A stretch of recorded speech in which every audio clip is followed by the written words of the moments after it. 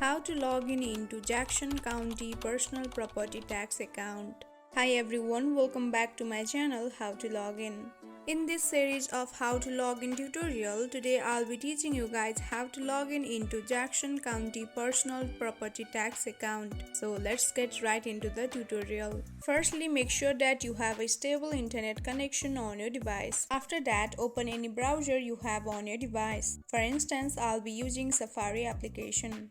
Now search for the Jackson County Personal Property Tax login. After searching, different websites and links like this will be appeared on your screen. Click on the second website that says Welcome to my Jackson County. Now wait for a while and you will be directed to this page.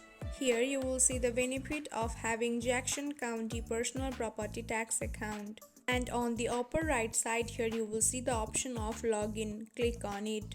Now finally, you will be directed to this page where you can enter your email address and password in order to log in into your account. Enter your email address and password in the respective boxes and finally click on login. In case you have forgotten your password, you can tap on forget password option. So that's all. In this very simple way you can log in into your account. I hope you found this video helpful. Don't forget to drop a like and subscribe to my channel. Thank you for watching. Bye bye.